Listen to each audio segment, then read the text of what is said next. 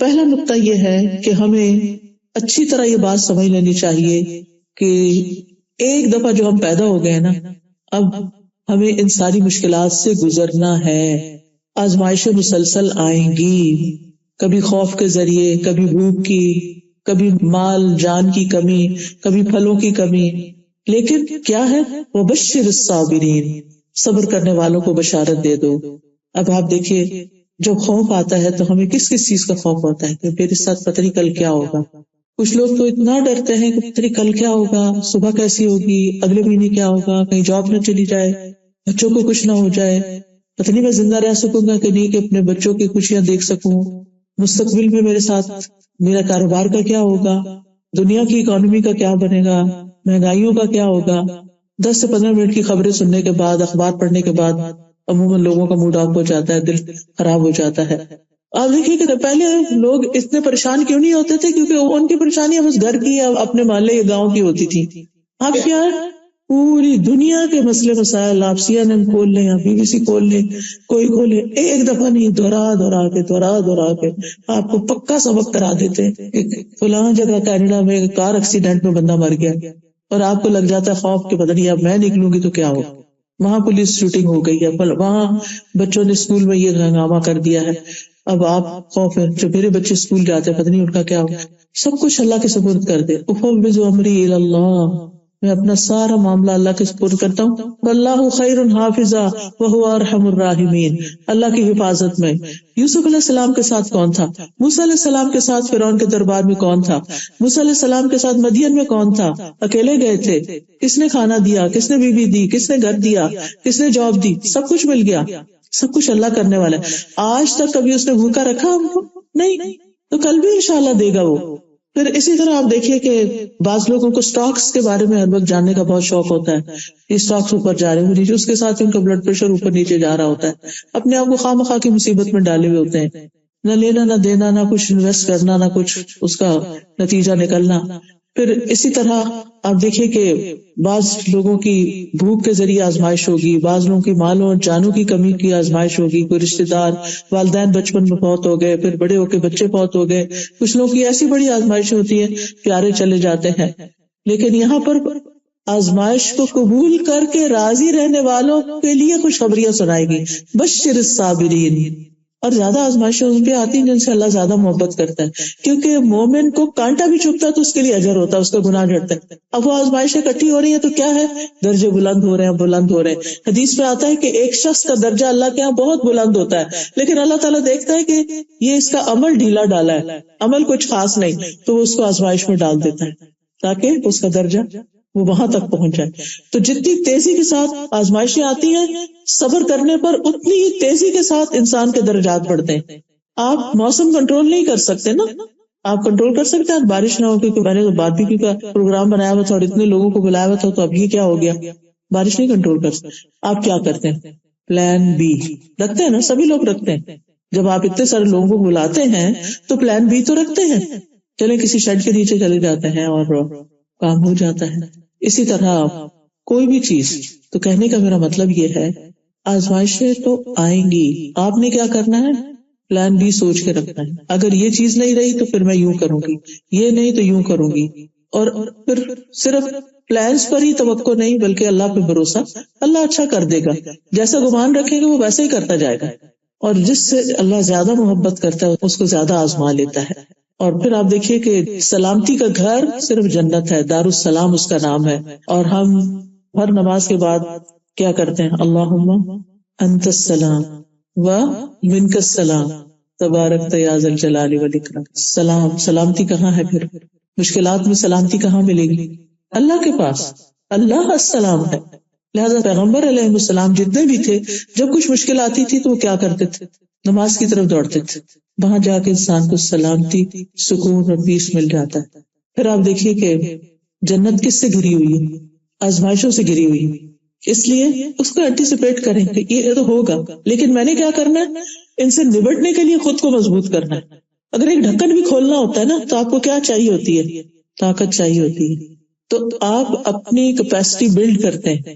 جیسے فزیکل کاموں کے لیے آپ کیپیسٹی بلڈ کرتے ہیں، ایکسرسائز کر کے، بریدنگ ایکسرسائز کر کے، ڈائٹ کے ساتھ اور مختلف طریقوں سے اپنی طاقت بڑھاتے ہیں، اسی طرح اپنی روحانی طاقت بڑھائیے تاکہ آپ ان سارے مسائل سے نبٹ سکیں.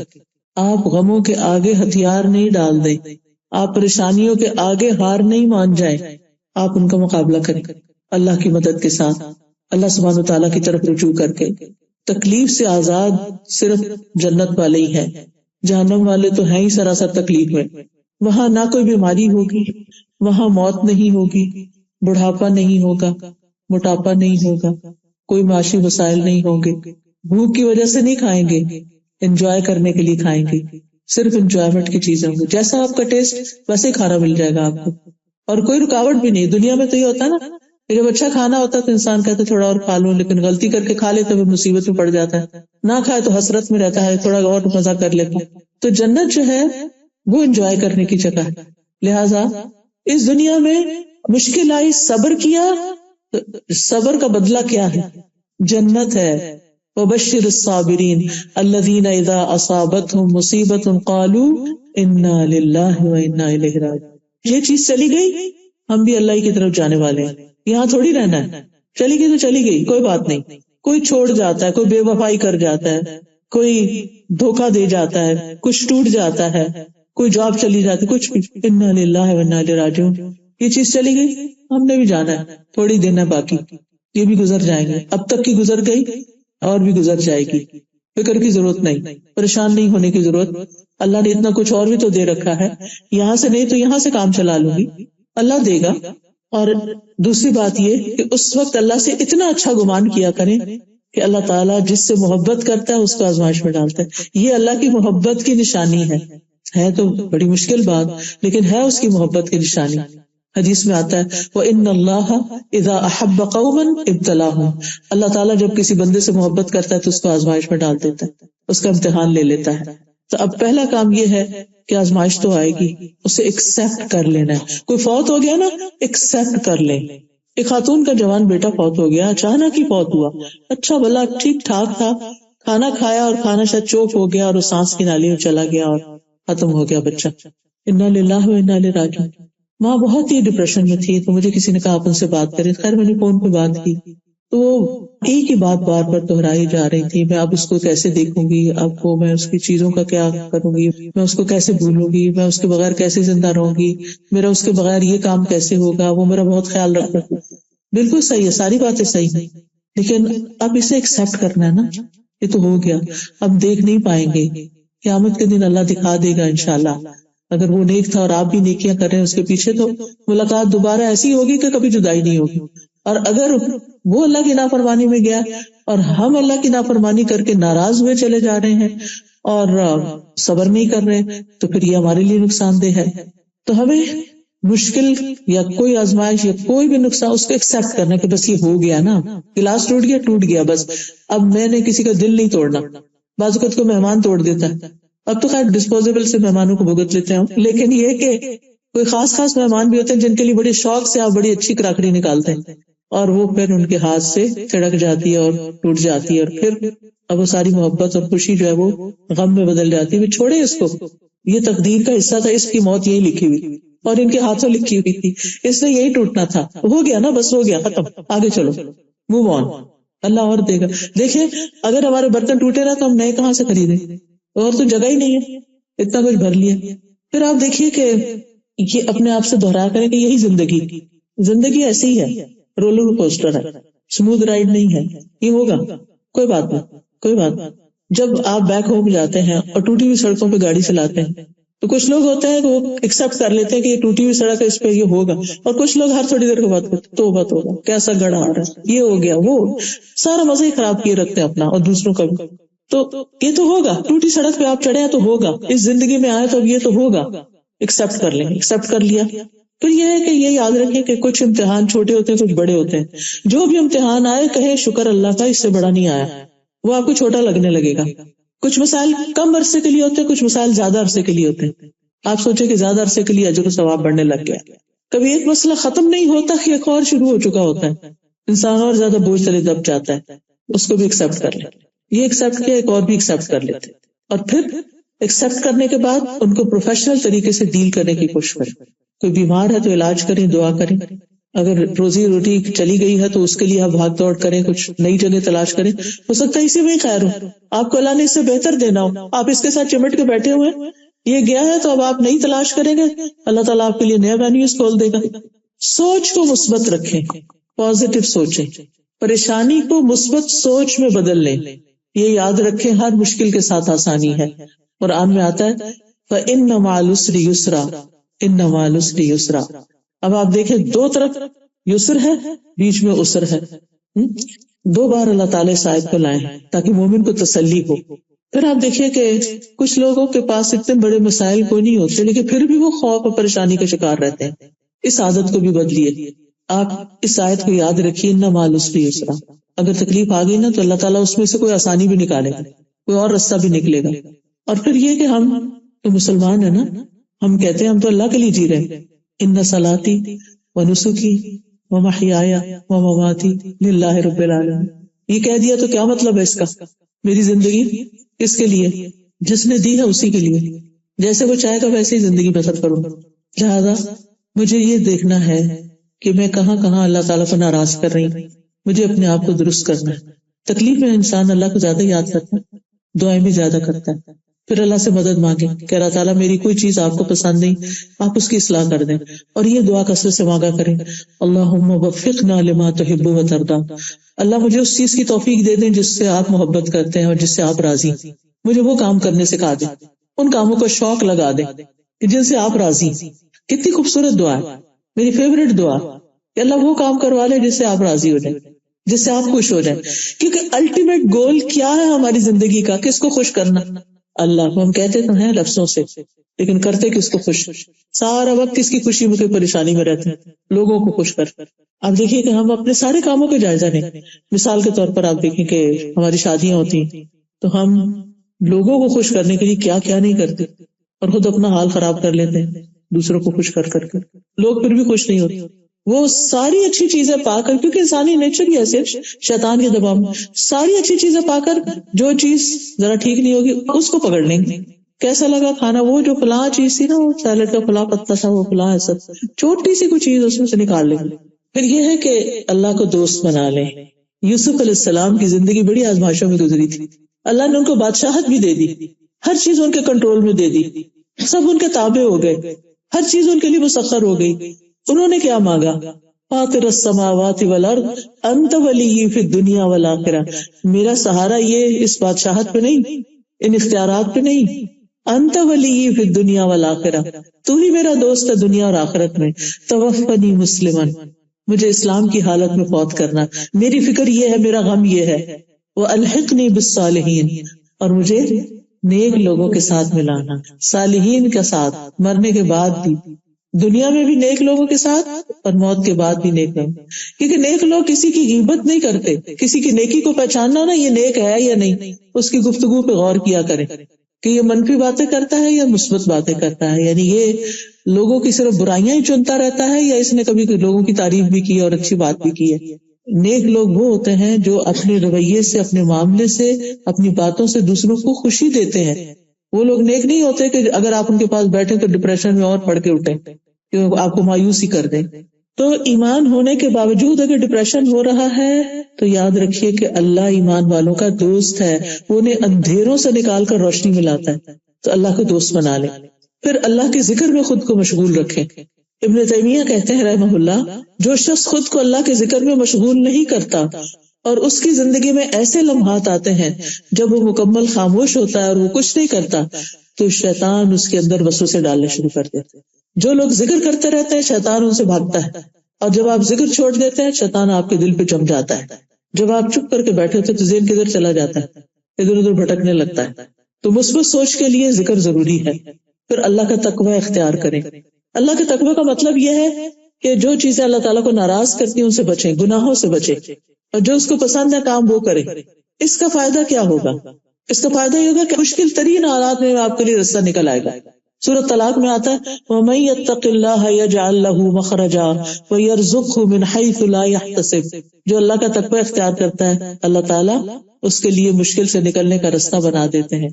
اور اس کو وہاں سے رزق دیتے ہیں جہاں سے وہ سوچ بھی نہیں سکتا، گمان میں بھی نہیں ہوتا، خیال میں بھی نہیں ہوتا۔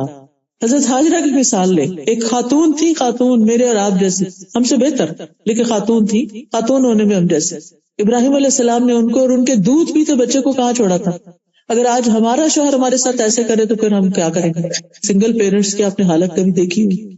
حضرت ہاجرہ نے کیا کیا تھا؟ وہ جب حضرت ابراہیم ان کو چھوڑ کے جا رہے تھے، کہاں چھوڑ رہے تھے؟ مکہ کی وادی میں، جہاں کوئی انسان ہی نہیں تھا، کوئی گھر نہیں تھا، کوئی کچن نہیں تھا، کوئی فریج نہیں تھی، کوئی کھانے کی چیز نہیں تھی، کوئی مارکیٹ نہیں تھی، کوئی اللہ والا رہتا نہیں تھا وہاں کے آپ کو لا کے دے دے، کچھ بھی نہیں تھا، ہر چیز سے محرومی۔ وہ اپنے شوہر کے پیچھے جاتی، آپ مجھے کیوں یہاں چھوڑ کے جا رہے ہیں؟ وہ خاموش ہے، وہ آگے چلنے لگتے، پھر پیچھے نہیں مڑ کے دیکھتے، آپ کیوں چھوڑ کے جا رہے ہیں؟ پھر جواب نہیں آتا، پھر تیسری دفعہ پوچھتی ہیں تھوڑا اور آگے جا کے، آپ مجھے کہاں چھوڑ کے جا رہے ہیں؟ کیوں چھوڑ کے جا رہے ہیں؟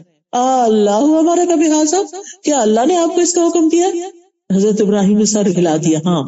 تو دیکھیے اس عورت کا ایمان، پھر اللہ ہمیں ہرگز ضائع نہیں کرے گا، پھر ہم یہاں بھوکے نہیں مریں گے، ہم پھر تنہا نہیں ہیں، پھر اللہ ہمارے ساتھ ہے۔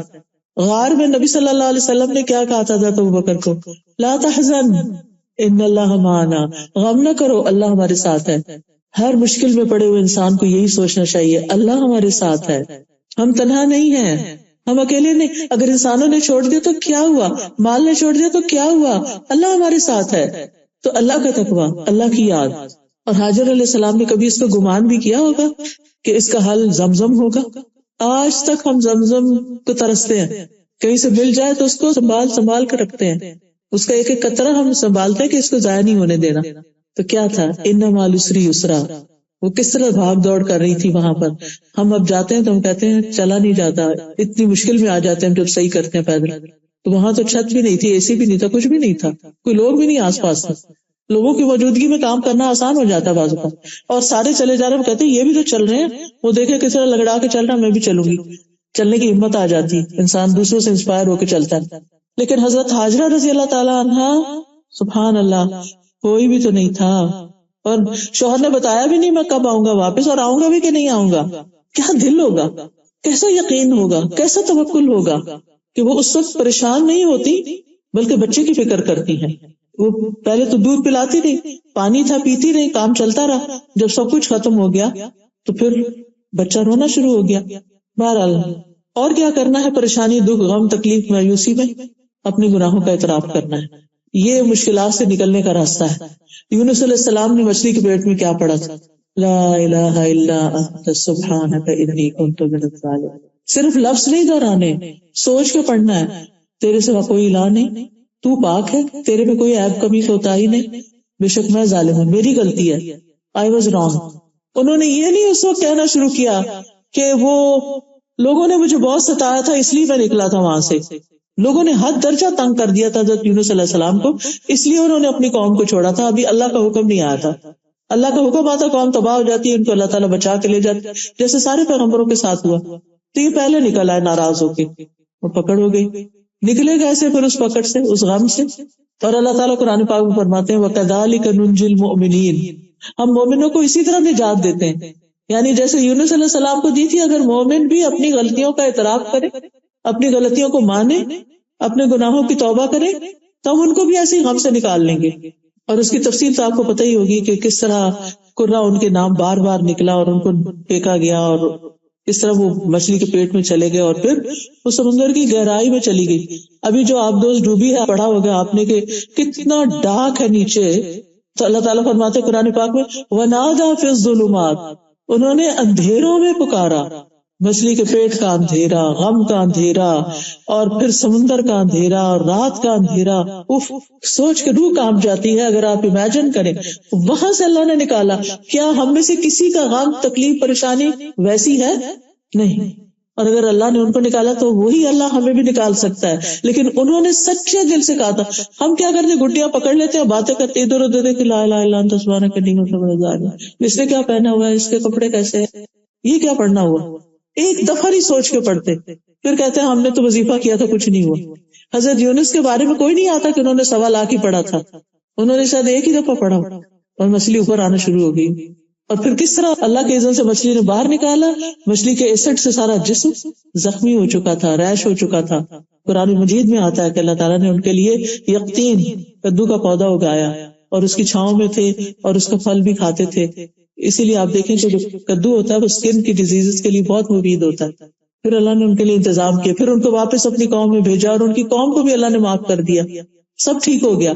آزمائش آئی، سخت آئی، لیکن نکل آئے اس سے. کس چیز سے؟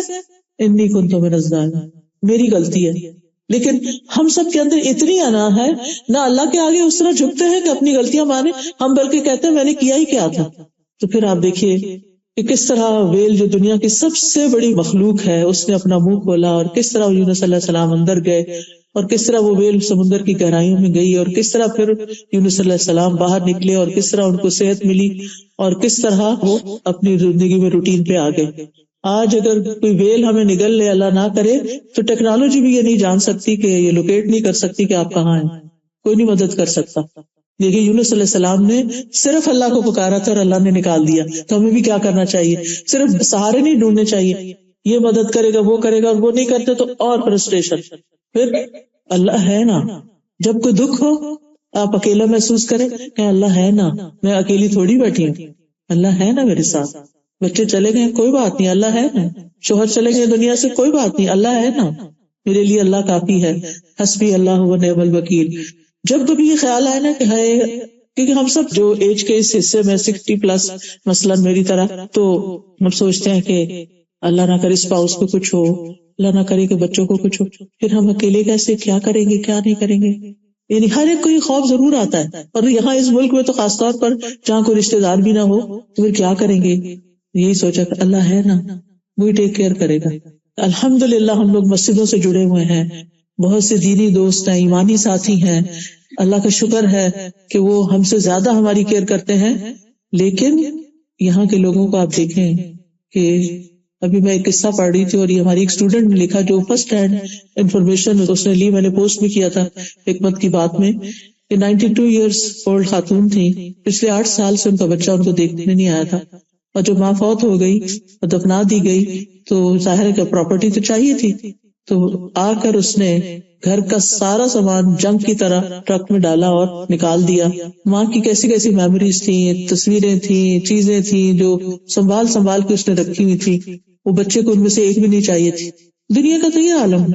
تو اس طرح کے کتنے ہی لوگ ہوں گے جو گھروں میں. اور مجھے پرسنلی، میں 2014 میں انگلینڈ میں گئی تھی، تو وہاں پر ہماری کچھ ساتھی تھی، تو وہ سوشل ورکر تھی، تو انہوں نے بتایا کہ کس طرح وہ مختلف بوڑھے لوگوں کو دیکھتے ہیں کہ گھر میں کوئی نہیں ہوتا، شام کے وقت ان کا پیمپر چینج کر کے آتے ہیں، ان کو بیڈ میں ڈال کے ٹک ان کر کے آتے ہیں، اور پھر وہ کہتے ہیں کیوں جا رہی ہوں، ابھی سے جا رہی ہوں، رات کا اندھیرا اور وہ تنہا. کتنے ہی ایسے لوگ ہیں جو بزرگ ہیں اور گھروں میں تنہا ہیں یا پھر ہومز میں ہیں. تو الحمدللہ اللہ نے ہمیں ایمان دیا، اللہ نے ہمارے بچوں کو اچھی سوچ دی کہ جو والدین کی کیئر کرتے ہیں، اور اگر اپنی کسی مجبوری کی وجہ سے وہ نہیں بھی کر سکتے تو سب سے بڑا سہارا تو اللہ ہی کا ہے. بچوں کو سہارا نہ سمجھیں، مال کو سہارا نہ سمجھیں، اپنے سٹیٹس کو سہارا نہ سمجھیں، اللہ کو سہارا بنائیں، اس پہ توکل کریں.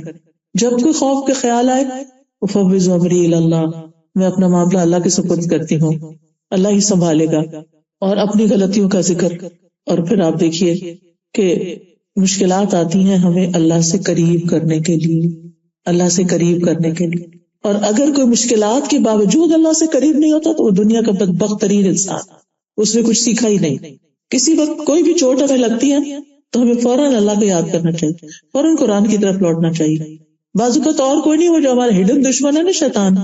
اور ایک تو اندر دشمن بیٹھا ہوا نفس، اس کے کچھ تقاضے ہوتے ہیں، جب وہ پورے نہیں ہوتے تو وہ اداس ہو جاتا ہے، اور کچھ شیطان کے وسوسے ہوتے ہیں. فوراً قرآن کی طرف جائیں، تلاوت شروع کر دیں، کوئی قرآن کی تفسیر شروع کر دیں، قرآن کی کسی مجلس میں چلے جائیں، مسجد میں چلے جائیں، جا کے بیٹھ جائیں، اللہ کا ذکر کریں. آپ کا دل اچھا ہو جائے گا.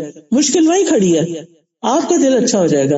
آپ کو تو اس سے غرض ہے نا کہ آپ کا دل اچھا ہو جائے. مشکلیں تو جب جانا تو جائے گی. Take good care of your self, اپنا خیال رکھیے، اپنے اوپر فوکس کیجئے کہ مجھے کون سی چیز طاقت دیتی ہے. فزیکلی ویک کر رہی ہو تو کیا کرنا ہے مجھے، اسپرچولی ویک ہو رہی ہو تو کیا کرنا ہے، ایموشنلی ویکنس کا شکار ہوں تو کیا کرنا ہے، مجھے اس وقت کیا کرنا ہے. اور جو نسخے آپ کو کام آتے ہیں نا وہ لکھ لیا کریں. اور اس وقت انہی کو استعمال کریں. پھر ایک ہیبٹ اپنی بنائیں کہ اپنی زندگی میں ایسی بکس پڑھیں جس میں انبیاء اور صحابہ کے حالات ہوں کہ وہ کیسی کیسی مشکلات سے گزرے. سب سے زیادہ آزمائش پیغمبروں کی ہوئی ہے، صحابہ کرام کی ہوئی ہے، لہٰذا ان کے واقعات سے سبق لیں. ابراہیم علیہ السلام کی کوئی مشکل آئی تھی؟ پڑھا ہی ہوگا قصہ. آخر ہر سال ہم قربانی کا گوشت تو مزے سے کھا لیتے ہیں اور یہ واقعہ یاد کرنا بھول جاتے ہیں کہ قربانی کس نے کی تھی، کس چیز سے آزمائے گئے. کتنی بڑی عمر میں بچہ ملا تھا ان کو، بعض روایات میں 100+ ہے اور بعض میں 86 ایئرس، اور پھر اس کو چھوڑ دیا، ماں کے ساتھ چھوڑ دیا مکہ میں، اور جب بڑا ہوا تو حکم ملا اسے ذبح کر دو. سبحان اللہ. ہم جیسا کو ہوتا تو اللہ سے ناراضی ہو جاتا کہ کیوں اتنی دعاؤں سے تو مانگ کے لیا ہے اور اب آپ لینا چاہتے ہیں اس کو. کبھی آپ نے دیکھا ہوگا ایسے پریشیس چائلڈ جو ہوتے ہیں اگر دنیا سے چلے جائیں تو لوگوں کا حال کیا ہو جاتا ہے، پھر اللہ سے بھی ناراض ہو جاتے ہیں. بہرحال لیکن ابراہیم علیہ السلام کے ساتھ کیا ہوا؟ آزمایا ضرور گیا، لیکن وہ ہر آزمائش میں کامیاب ہوئے، ہر ٹیسٹ پاس کیا. تو اللہ تعالیٰ نے بالکل نہ یا نہ رکونی بردن و سلام علی ابراہیم، اور پھر بیٹے کے لیے کیا کیا؟ گانڈے سے تبدیل کر دیا. آزمائش میں پوری ہوگی. ہر موقع پر جب آگ میں پھینکے گئے، کتنی سخت آزمائش ہے، لیکن انعام کیا ملا؟ اللہ تعالیٰ فرماتے ہوئے اذ ابتلی ابراہیم ربہ بکلمات فاتمہن قال انی جاعلک للناس اماما. دنیا کی امامت مل گئی. آج جیوز ہوں، کرسچنز ہوں، مسلمز ہوں، سب ان کو اپنا بڑا مانتے ہیں. ان کی اولاد میں سے بنی اسرائیل نکلی، ان کی اولاد میں سے محمد صلی اللہ علیہ وسلم پیدا ہوئے. اتنا شاندار بچہ ملا ان کو اپنی نسل میں، اور کیا چاہیے؟ اس سے بڑی کوئی نعمت؟ لیکن یہ نعمتیں امتحان کے بعد ہی ملتی. جو امتحان سے مایوس ہو جاتا ہے اور امتحان کے وقت ثابت قدم نہیں رہتا، پھر اس کے لیے خیر نہیں. اور جو پاس کر جاتا ہے پھر آگے، جو بچے امتحان پہ امتحان پاس کر جاتے ہیں آپ دیکھیے کہ پھر ان کے لیے کتنے اچھے چانسز آگے بنتے چلے جاتے ہیں. تو صحابہ کی زندگی سے سبق سیکھیں کہ کس طرح ان کی زندگی میں مشکلات آئیں. حضرت عائشہ کا واقعہ یاد کریں کہ جب ان پہ الزام لگا تھا تو کتنی تکلیف میں انہوں نے مہینہ گزارا تھا، اور پھر کس طرح اس سے وہ نکل آئے. پھر یہ کہ دعاؤں میں اللہ کے ناموں سے مدد مانگیں. مثلا اگر بیمار ہوتے ہیں تو کہیں یا شافی، اللہم انت الشافی لا شفاء الا شفاؤک اشف شفاء لا یغادر سقما. ہم اللہ کے نام سے دعا کر رہے ہیں، اور اللہ کا ہر نام ایسا ہے جس کے بغیر ہم جی نہیں سکتے. اس لیے آج کے بعد اگر آپ اللہ سبحانہ تعالیٰ کے نام، ایک ایپ بھی ہے اسماء اللہ الحسنی، اس میں اللہ کے ناموں کی ڈسکرپشن دی ہوئی ہے، وہ آڈیوز ہیں میرے اور اللہ کے نام بھی ہیں، اور اس کو ترنم سے پڑھا ہوا بھی ہے. اگر آپ سنتے رہے تو آپ کو یاد بھی ہو جائیں گے، میننگز بھی ہیں. تو اللہ کا ہر نام ہماری زندگی میں ایک اہمیت رکھتا ہے.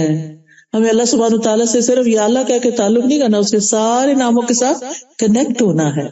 تو اپنا کوئی اسکیڈول بنائیں اور اللہ کے ناموں کے بارے میں جانیں، اللہ کو پہچانیں، اللہ سے مضبوطی کے ساتھ تعلق رکھیں، اور پھر انشاءاللہ جس موقع سے جو مشکل آئے گی اسی طرح کے نام کے ساتھ آپ اس سے مانگیں.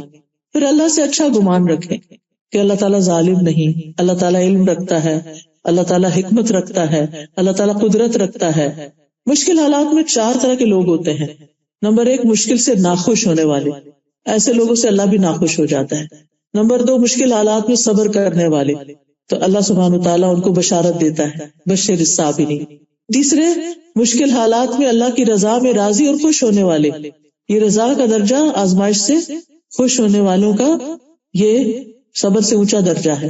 یعنی صبر تو کر ہی نہیں، اللہ پہ راضی. اللہ آپ کو پتا ہے کہ آپ نے مجھے اس میں کیوں ڈالا، اب آپ ہی اس کو ٹھیک کریں گے، بس مجھے آپ سے اچھی ہی امید ہے، اچھا ہی گمان ہے، لہٰذا وہ خوش رہتے ہیں. پھر آخری درجہ کس کا ہے؟ شکر کا.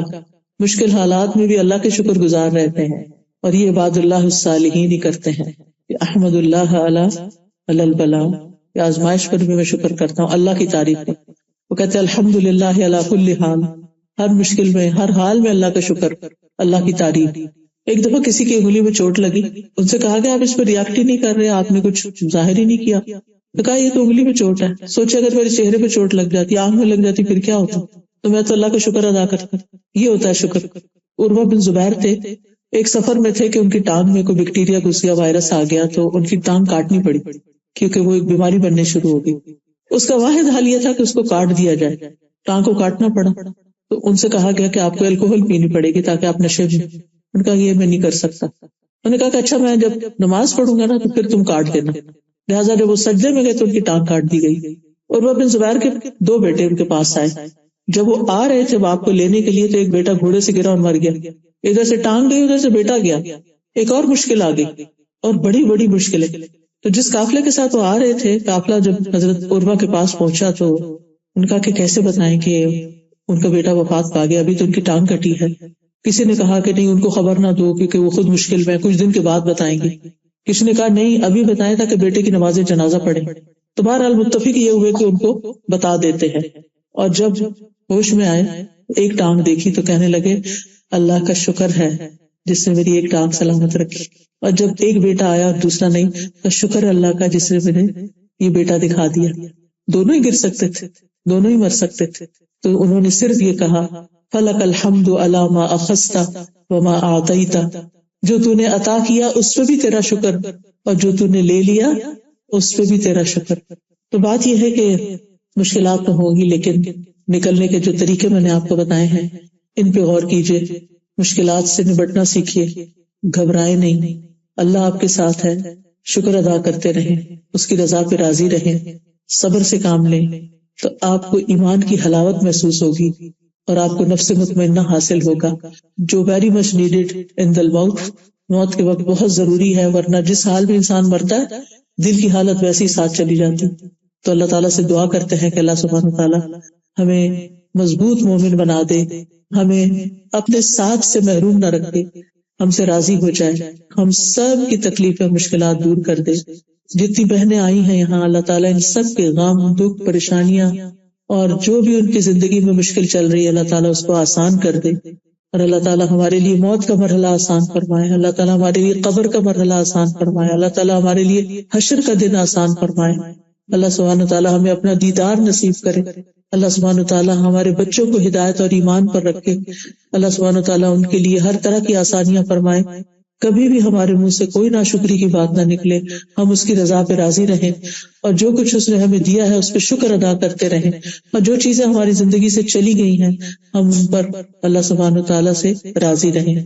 وآخر دعوانا ان الحمدللہ رب العالمین۔ جن لوگوں نے اس مجلس کا اہتمام کیا ہے، یہ کرسیاں لگائی ہیں، والنٹیئر کیا ہے، اور جتنی بھی ٹیم ہے شروع سے آخر تک، جس طرح بھی آپ کو جس نے میسج پہنچایا ہے، اللہ ہم سب کو جزائے خیر عطا کرے اور ان کی اس نیکی کو قبول کرے، اور اللہ کرے کہ آج کے لیکچر سے ہماری زندگی میں واقعی کچھ فرق آئے۔ تو جو کی پوائنٹس ہے گھر جا کے کہیں کاغذ پر لکھ لیجئے گا، جو باتیں آپ کو یاد رہیں، تاکہ کوئی مشکل ہے تو آپ اس کو پڑھ لیں اور پھر آپ کا دل اچھا ہو جائے۔ میرا خیال اسٹال بھی لگا ہوا ہے، اس میں کچھ کتابیں ہیں، آپ اپنے لیے اور اپنے دوستوں کے لیے لے کے جائیے۔ اس میں ایک استغفار کی برکت کتاب ہے، استغفار سے بھی مشکلات بہت حل ہوتی ہیں، تو اگر آپ کی گھر میں کتاب ہے اور مشکل میں ہے تو انشاءاللہ پڑھیں گے تو آپ کے لیے آسانی ہوگی۔ پھر شکر بھی کرنا ہے تو شکر کے فائدے کیا کیا ہیں، یہ کتاب بھی بہت اچھی، ایک ایک صفحہ بھی روز پڑھ لے تو چند دن ایک مہینے میں کتاب ختم ہو جائے گی، اور اس سے آپ کو ایک ڈوز ملے گی، آپ کو ایک انرجی ملے گی۔ پھر زبان کی حفاظت، زبان سے کسی تکلیف میں کوئی برے لفظ نہیں نکالنے کی، کہ ہر چیز لکھی جا رہی ہے تو بی کانشیس۔ تو اس میں ساری احادیث جمع کر دی گئی ہیں، خود بھی پڑھیے اوروں کو بھی سکھائیے۔ پھر زندگی میں آسانی کی دعائیں ہیں اس کارڈ کے اندر، یہ دعائیں پڑھتے رہیے۔ رزق کی پریشانی ہے تو رزق میں کشادگی کی دعائیں ہیں، یہ آپ پڑھیے۔ پھر اللہ کا شکر ادا کرنا ہے تو الحمدللہ پڑھیے۔ قرضے کے تلے ہیں تو یہ قرضے سے نجات کی دعائیں ہیں، تاکہ آپ اس بوجھ سے فارغ ہوں اور آپ کے گھر جلدی پیڈ آف ہو جائیں۔ اور پھر یہ کہ صبح و شام کے اذکار جو ہیں وہ حفاظت کے لیے بہت ضروری ہے کہ آپ مشکلات سے بچے ہی رہیں۔ عافیت کی دعا ہے اس میں جو اللہ تعالیٰ کو بہت پسند ہے۔